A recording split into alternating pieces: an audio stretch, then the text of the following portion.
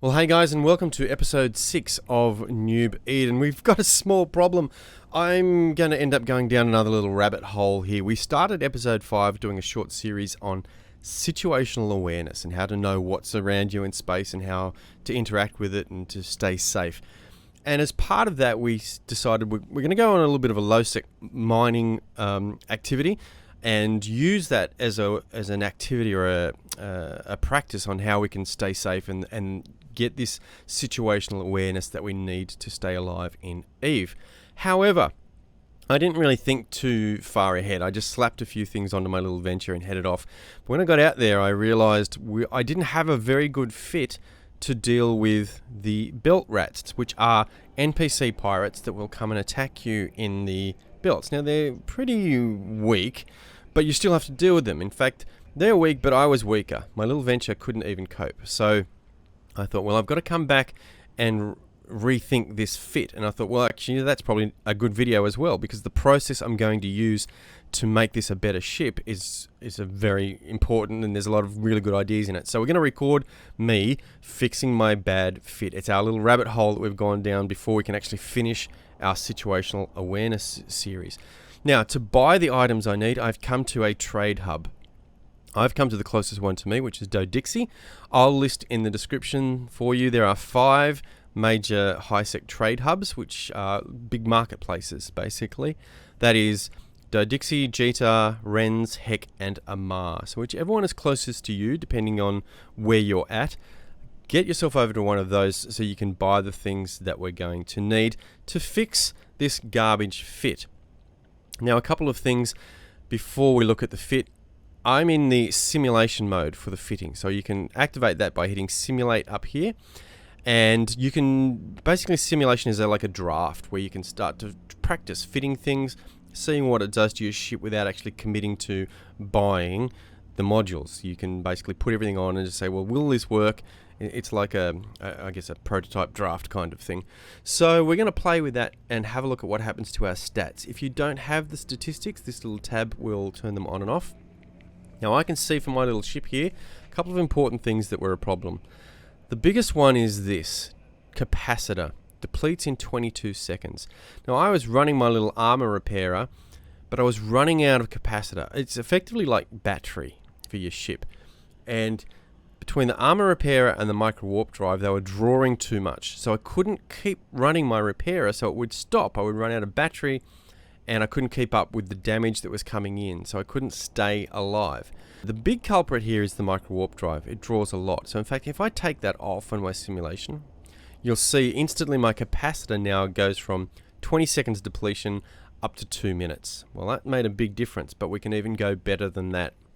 I can put on there some things to make that work better. What can you put on your ship? Well, ship fitting is about a 4-hour video, which we're not going to do, but the headline, the crash course, goes like this. Your ship has 4 different types of things you can put on it. It has high slots or high power slots, right? And the number of each will vary with the ship. It has medium or mid slots, and it has low power slots. These 3, high, mid, and low, you can put things on and off at will. You can put them from your item hanger onto the ship, vice versa. You can chop and change them out. However, these slots are called rig slots, and they are permanent slots. If you put something on here, the only way you can take it off is by destroying it. You don't get that item, you don't get to keep it.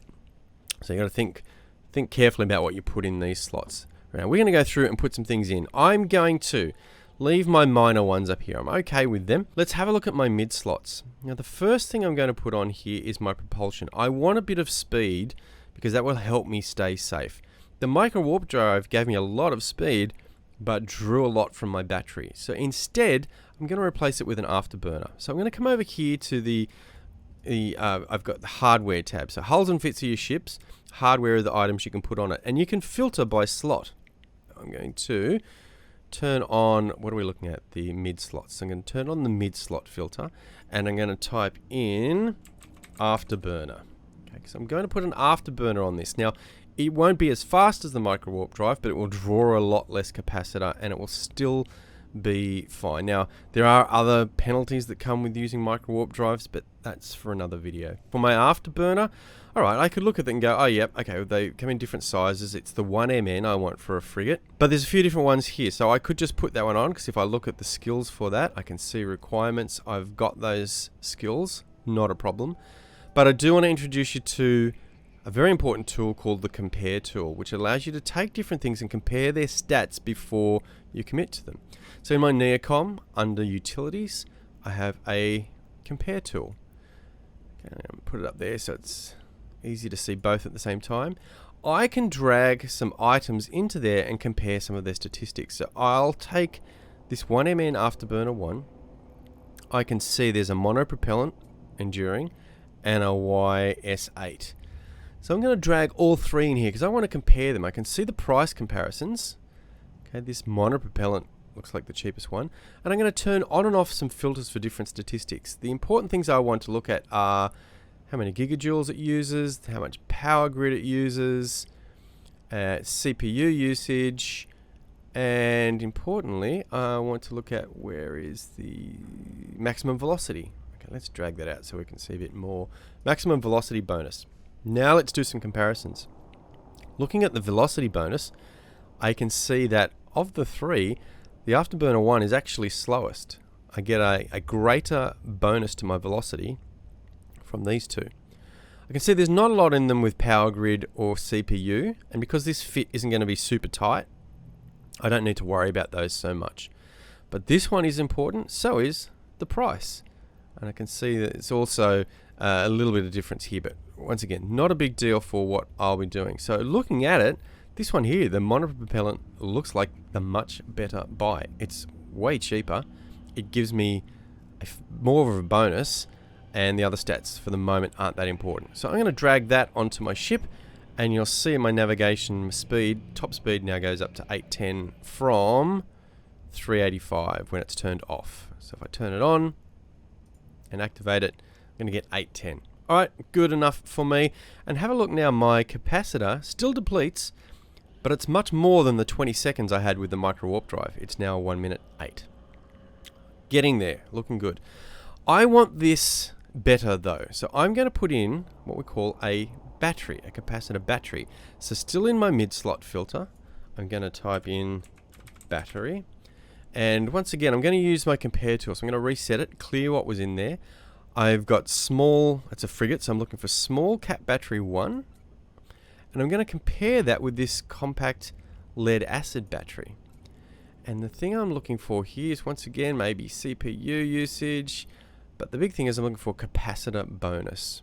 And I can see the lead acid one for a much cheaper price actually gives me a greater capacitor bonus. Let's take one of those, and here's the magic. My capacitor stat now shows stable. What that means is I can run my armor repairer and my afterburner full time and not run out of capacitor, which was what was happening with my previous bad fit. So we've significantly improved our little venture here so that we can run our armor repairer full time.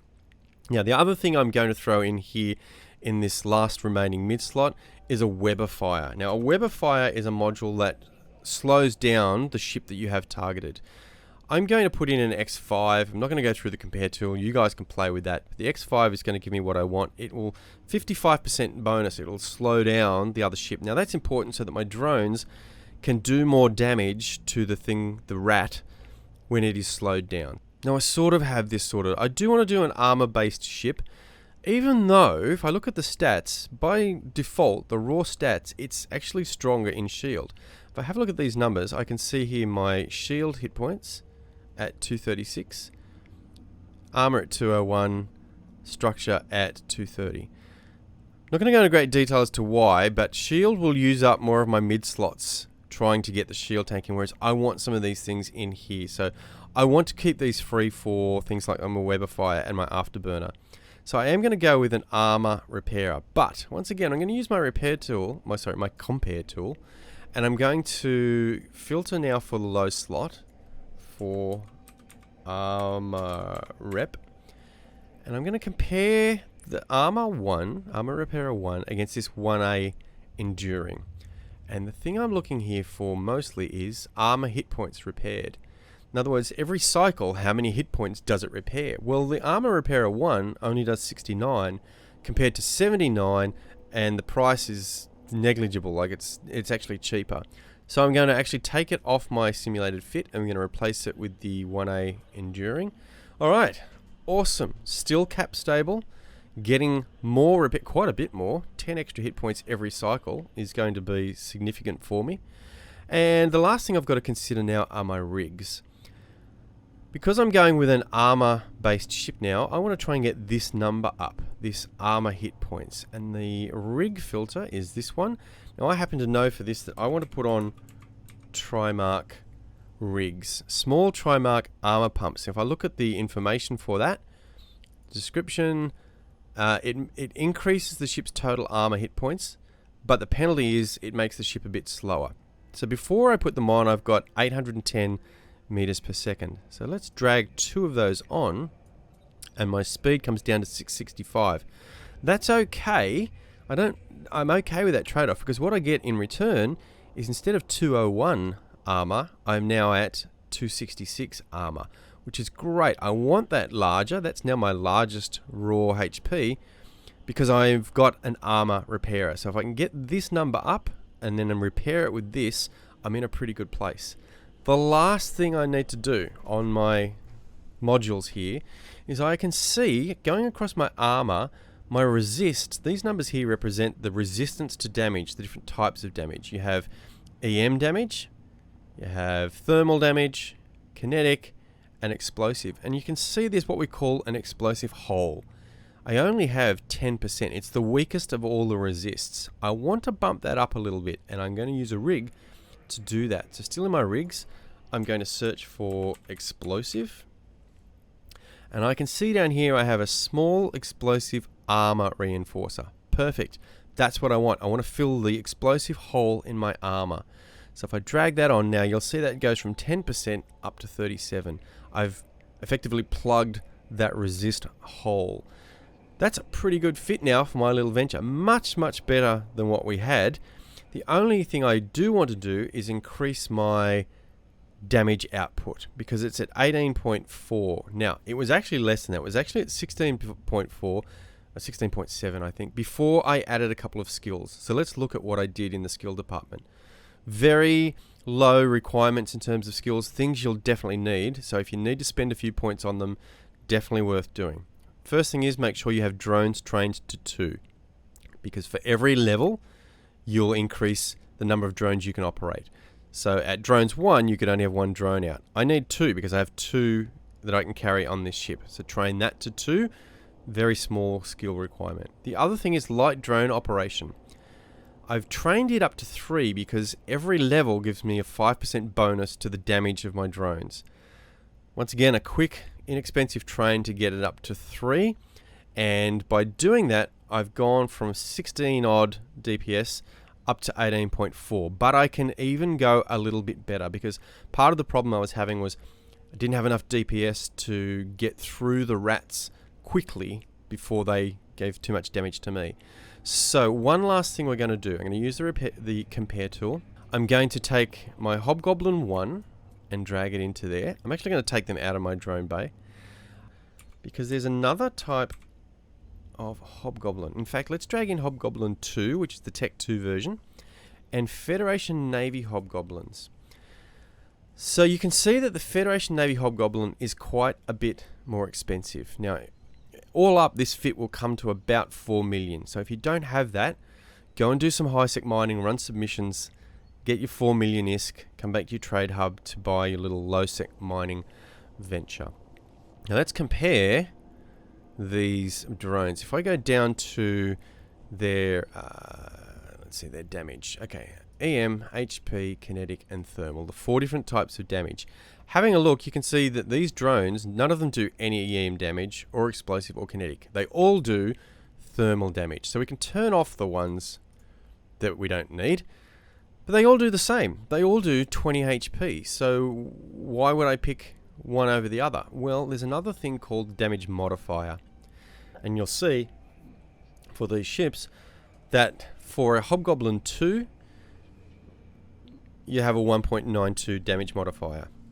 The same for the Fed Navy Hobgoblin. Sorry. So effectively, they are going to do the same amount of damage.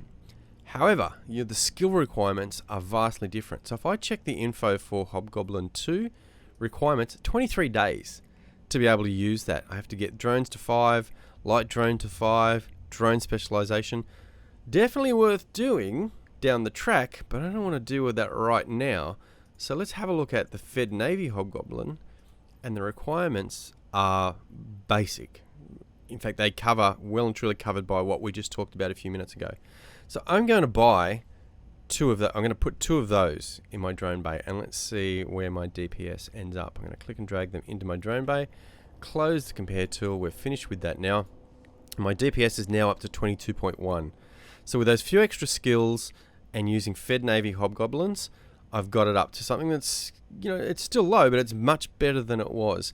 The ship overall has come to about 3.8 million, and we'll look at buying that in a moment. So it's not super budget. Like the last one we had was under $1 million, but this one is actually fit for purpose and will work for what we want to do. So I'm pretty happy with my fit. I want to save it now. So I'm going to go save as. I'm going to give it a name. Let's call it Minor T1 Buffed, for example. And I'm going to hit save.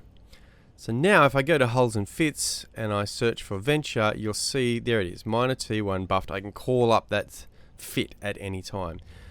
Before I go ahead and buy it, I've got a great little tool down in here called multi-buy. So in the bottom right corner, assuming you've got enough ISK, you can click open multi-buy and it will list all the parts, all the modules and rigs and hulls that you need for that fit.